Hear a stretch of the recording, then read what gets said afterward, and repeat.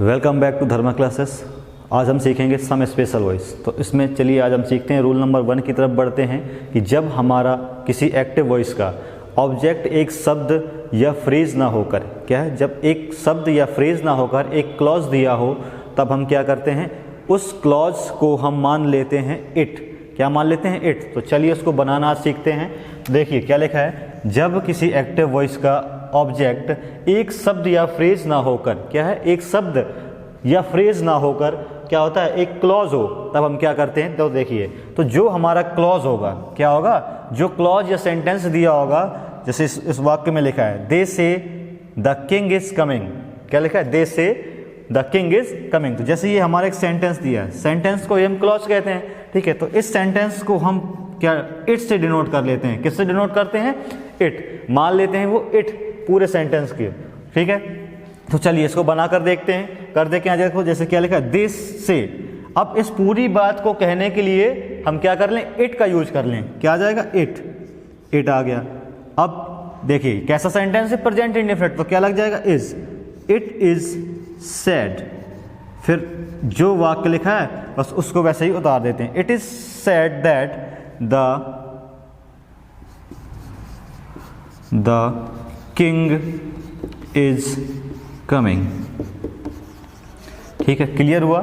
It is sad that the king is coming. यहां तक clear हुआ? कोई दिक्कत?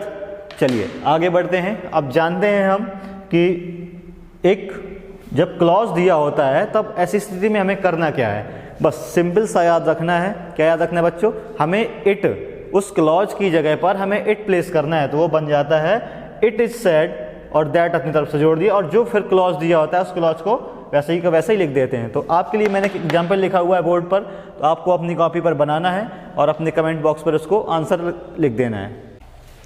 चलिए देखते हैं सम स्पेशल वॉइस के रूल नंबर 2 की तरफ बढ़ते हैं। कह रहा है कि जब एक्टिव वॉइस में, कह रहा है जब एक्टिव वॉइस में क्या आ जाए, जब एक्टिव वॉइस में is to, are to, am to या वाज टू या वर टू, ठीक है। एक्टिव वॉइस पर यदि ये आ जाए, इज टू, आर टू या एम टू या वर टू, देखिए लिखा है एक्टिव वॉइस में जब इस, आर, एम, वाज और क्या हो, टू आ जाए, ऐसी स्थिति पर हम क्या करेंगे। तो देखिए हम आपको यदि याद हो, याद दिला दें, प्रीवियस क्लास में हम पढ़ चुके हैं। क्या पढ़ चुके हैं? जैसे मॉडल एक्सिलरी जाती थी तो मॉडल एक्सिलरी के बाद हमें क्या लगाना पड़ता था? बी। क्या लगाते थे बच्चों? बी। तो अब हमें सेम केस यहीं पर दोहराना है दोबारा। तो देखिए क्या करना है, हम सेंटेंस के ऑब्जेक्ट को सबसे पहले लिख लेंगे, ठीक है। ऑब्जेक्ट आ जाएगा, फिर इस टू या एम टू या आर टू या वाज टू या वर टू में से कुछ सिलेक्ट कर लेंगे अकॉर्डिंग टू न्यू सब्जेक्ट, जो हमारा नया सब्जेक्ट आकर के बन जाएगा। फिर बस हमें, फिर जो टू लगा था टू लगा दिया। अब टू के बाद हमें ऐड करना है बी। प्यारे बच्चों क्या ऐड करना है? टू। देखो टू कर दिया, और फिर हम पास्ट पार्टिसिपल का प्रयोग करते हैं। पास्ट पार्टिसिपल मतलब वर्ब की थर्ड फॉर्म। ये तो मैं पहले ही सिखा चुका हूं कि वर्ब की थर्ड फॉर्म पैसिव वॉइस में हमेशा आती है, ठीक है, इस बात को याद रखना। तो चलिए नीचे कुछ एग्जाम्पल लिखा हुआ है, he is to help me. क्या लिखा है? He is to help me. तो जब इसको हम बनाएंगे तो सेंटेंस का ऑब्जेक्ट क्या है? मी। तो ये किससे स्टार्ट हो जाएगा? आई से। तो अब लेकिन आई के लिए तो क्या लगेगा? M2 लगेगा ना। तो आई हो गया, फिर क्या हो गया? M2। अब हमें क्या लगाना था अपनी तरफ से? बी ऐड करना है, बी। तो क्या हो जाएगा? I am to be. अब हेल्प की थर्ड फॉर्म क्या आ जाएगी? हेल्प्ड, और फिर आ जाएगा बाई। ही का हो जाता है हमारा हिम।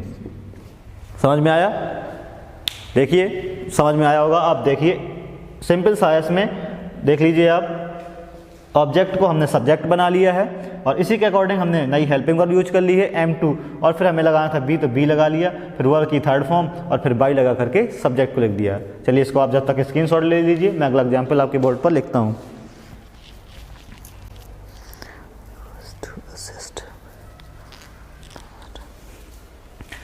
चलिए देखिए हम एक दूसरा एग्जाम्पल की तरफ बढ़ते हैं। I was to assist